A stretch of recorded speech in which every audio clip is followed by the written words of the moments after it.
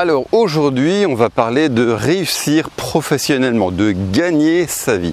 Alors Dieu ne créerait pas l'homme sans lui donner les moyens d'assurer sa subsistance. Je ne vois pas Dieu dire voilà, je te donne la vie, maintenant tu te débrouilles, tu n'as aucune chance de t'en sortir. Non, Dieu ne créerait jamais un homme sans lui donner les moyens de pourvoir à ses besoins. Et Dieu t'a donné bien les moyens d'assurer ta propre subsistance ainsi que celle de ta famille si tu en as une. Alors il y a quand même certains principes de sagesse, de bon sens à comprendre, à connaître, et c'est pourquoi je fais cette vidéo. Mais avant d'aller plus loin, j'aimerais te montrer ce bâtiment. Alors il s'agit d'un lycée technique professionnel spécialisé dans les sports, pas dans les sports, pardon, dans les métiers de la mécanique. Donc on trouve des CAP, des BEP, des bac pro, bref, toutes sortes d'études spécialement orientées vers la mécanique, alors pas seulement la réparation, mais aussi le magasinage, la vente, etc. Il y a aussi des formations pour être routier. Bref, et pourquoi est-ce que je te parle de ça? Eh bien, c'est que la plupart des élèves qui sortent de ces études, de leur CAP, de leur BEP, etc., eh bien, trouvent du travail avant même d'avoir terminé leurs études, avant même d'avoir passé leur examen.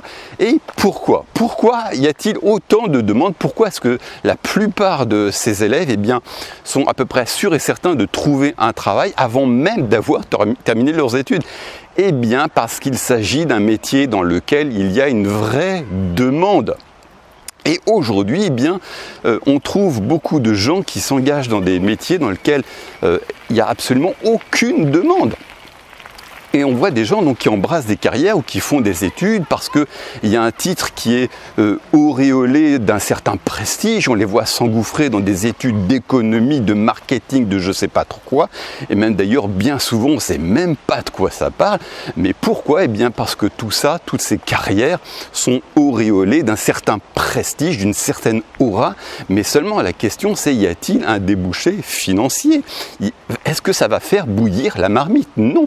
Les métiers qui fonctionnent, dans lesquels il y a une vraie chance, pardon, je vais y arriver, eh bien, sont des métiers dans lesquels il y a une vraie demande. Même d'ailleurs, je te pose cette question aujourd'hui, lorsque tu t'es levé, qui parmi vous s'est dit, mais tiens, aujourd'hui, il faut absolument que je rencontre un spécialiste en économie? Personne. Y a-t-il quelqu'un qui s'est levé ce matin en se disant mais tiens, il faut absolument aujourd'hui que je rencontre un professionnel du marketing? Probablement personne, parce que ce sont des métiers qui ne mènent absolument nulle part. Il n'y a aucune demande pour ça. Vous faites par exemple des études d'économie, bon c'est bien, mais les seules personnes qui vivent d'un diplôme d'économiste, eh bien ce sont les gens qui enseignent l'économie. En revanche, je suis à peu près sûr et certain aujourd'hui que tu as dû aller faire des courses pour acheter à manger, ou peut-être que tu as un problème avec ta tuyauterie, avec un problème d'électricité. Moi-même, cette semaine, j'ai dû faire venir un électricien. Il y a 3 semaines, j'ai dû faire venir quelqu'un pour déboucher les toilettes, je ne sais plus comment ça s'appelle, un plombier, voilà. Donc ce sont des métiers dans lesquels il y a une vraie demande, ce sont des besoins auxquels nous sommes tous confrontés. Et c'est dans ces métiers-là qu'il y a une vraie chance de gagner sa vie. Et peu importe combien tu es intelligent, peu importe comment tu cherches à briller par des études un petit peu, voilà, éloquentes, prestigieuse, y a-t-il un débouché? Est-ce que ça va faire bouillir la marmite, ces études, hein? Et il y a beaucoup de gens, alors c'est un problème qu'on voit à peu près partout, mais je dirais que c'est un problème qui est récurrent en Afrique. Et souvent, on a dit aux gens, si vous voulez réussir financièrement, faites de hautes études. Mais il n'y a rien de plus faux. Les métiers qui rapportent le plus d'argent aujourd'hui, enfin en tout cas dans lesquels il y a plus de chances de gagner sa vie, c'est les métiers de l'alimentation. Parce qu'on est tous obligés de manger, hein. Ce genre de choses, vous voyez. Alors je ne dis pas non plus qu'il n'y a pas des gens qui sont destinés à faire de hautes études. Si tu sens que c'est vraiment ton cas, que tu dois vraiment pousser les études, être ingénieur ou je ne sais pas quoi, n'écoute pas cette vidéo.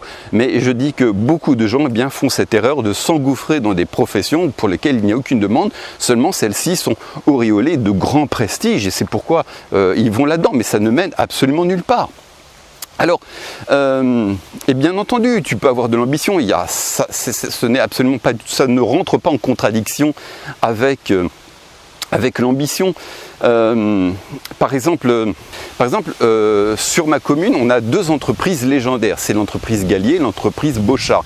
Ils sont tous les deux spécialisés, enfin Bochard est spécialisé dans l'électricité.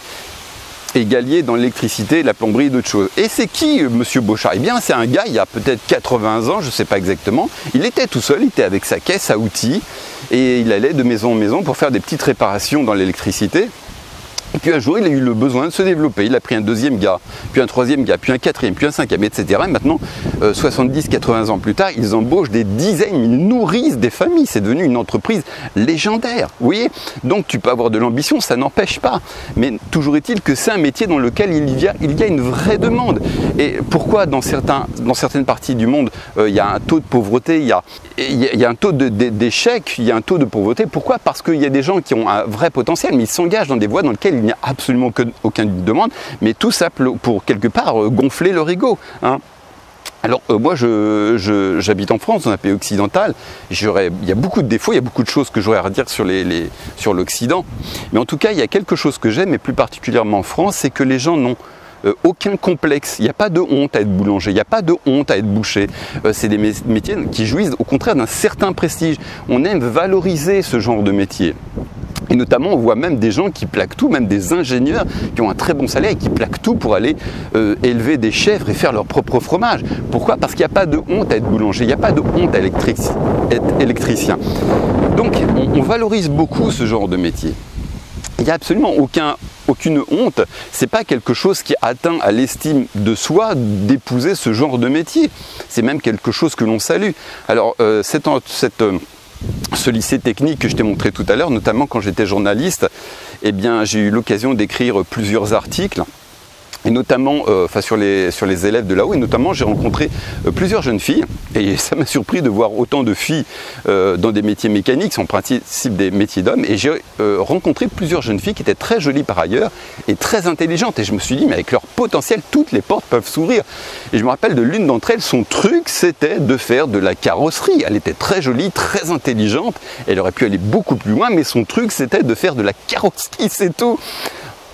Pourquoi? Parce que les gens n'ont pas ce complexe, les gens ne cherchent pas à briller par des métiers prestigieux, vous voyez, ils n'ont pas ce complexe en Occident.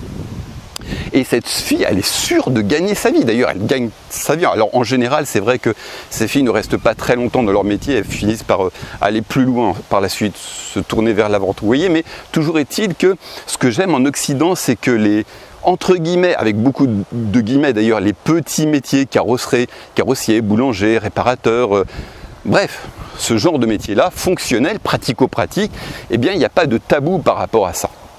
Les gens font tout simplement le métier qu'ils aiment, tout simplement.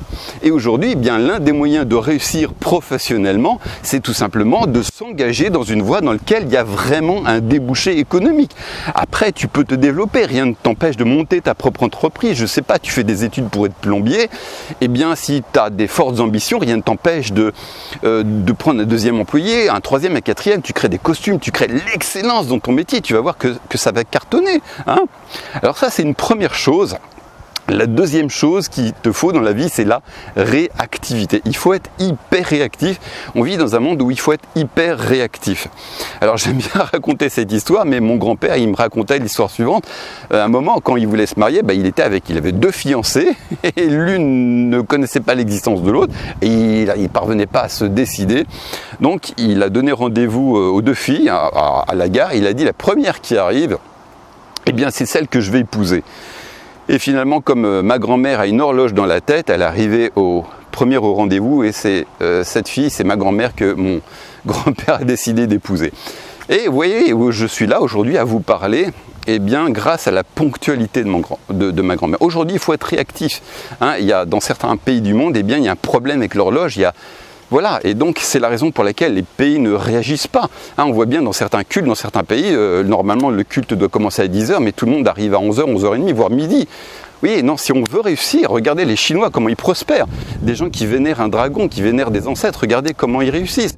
Vous prenez les pays du Maghreb, regardez, ils prient Allah, ils commettent des crimes au nom de leur Dieu, et regardez comment ils réussissent financièrement, économiquement.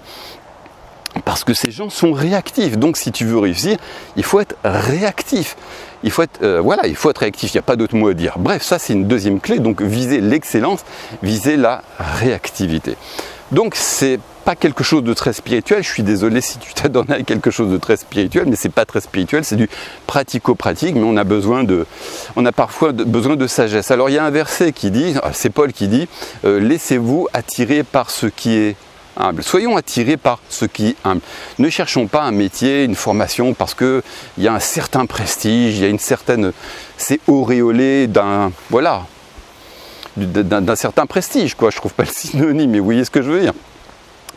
Donc tout simplement, salut. Oui, alors je reprends le fil de ma pensée, je viens de croiser un ami.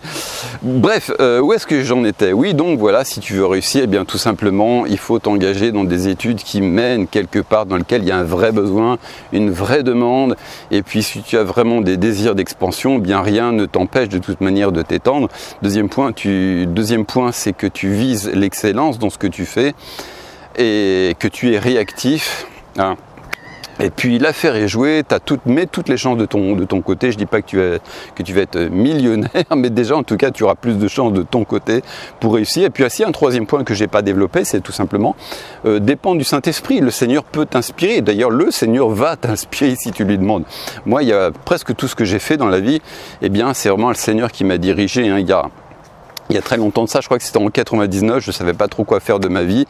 Et le Seigneur a envoyé une personne, c'était une jeune convertie, une franco-algérienne qui s'était récemment convertie, et le Seigneur l'utilisait beaucoup dans le domaine prophétique. Et elle me dit, mais Olivier, pourquoi est-ce que tu ne te lancerais pas dans la presse? Et elle ne me connaissait pas d'ailleurs. Elle ne savait même pas que j'avais un intérêt pour l'écriture. Et donc j'ai tenté ma chance dans un journal, j'ai postulé, puis les gens m'ont pris. C'est comme ça que je suis devenu correspondant de presse pendant plusieurs années. Puis après j'ai arrêté parce que la presse ne fonctionnait plus. Mais voilà, j'ai été inspiré même pour faire ces vidéos. Si je fais ces vidéos, c'est absolument pas du tout par hasard. C'est vraiment une inspiration du Saint-Esprit. Hein. Je ne suis pas du style facilement à dire Dieu m'a dit, mais je peux vous garantir que pour ces vidéos, c'est vraiment le Seigneur qui m'a parlé. Donc, dépend du Saint-Esprit. Voilà, merci d'avoir regardé cette vidéo. À bientôt. Ciao!